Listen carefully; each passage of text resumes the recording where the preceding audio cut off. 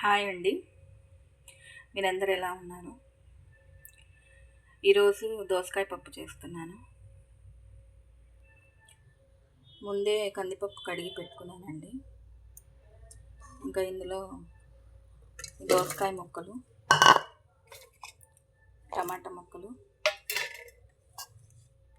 పచ్చిమిర్చి, చింతపండు, కొంచెం కొత్తిమీర,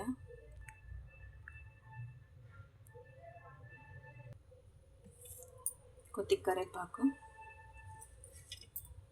ఉల్లిపాయలు, ఇంకా ఉప్పు, పసుపు, కారం వేయాలండి.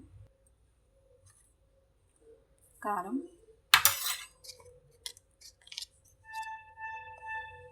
పసుపు, కొద్దిగా ఆయిల్ వేస్తే తొందరగా ఉడికిద్దండి. కొద్దిగా ఆయిల్ వేసాను. ఇంకా ఒక 2-3 గ్లాసెస్ వాటర్ వేసి స్టవ్ మీద పెట్టేద్దాం. ఇదిగోండి వాటర్ వేసేసాను. కరివేపాకు వేస్తే చాలా బాగుంటుందండి దోసకాయ పప్పులో నంచుకోవడానికి ఉప్పు చేప అండి ఫ్రై చేస్తాను. సూపర్ ఉంటుంది కాంబినేషన్. కొద్దిసేపు నానాక కడిగేసుకొని ఫ్రై చేసాను, ఆయిల్ వేసి ఫ్రై చేసుకున్నాను. ఇదిగోండి ఫ్రెండ్స్, ఇంకా 2-3 విజిల్స్ వస్తే ఆఫ్ చేసేస్తాను.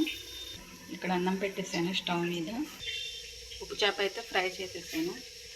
ఇంకా పిల్లలకి ఆమ్లెట్ వేసేస్తే మేము తినేస్తాం. పప్పు ఉడికిపోయింది. కొంచెం సాల్ట్ వేసుకొని సరిపడా మ్యాష్ చేసుకున్నాం. తాలింపు వేసుకున్నామండి. అందులో ఆయిల్ పోసాను. ముందు కొంచెం ఇంగువ వేసుకుందామండి.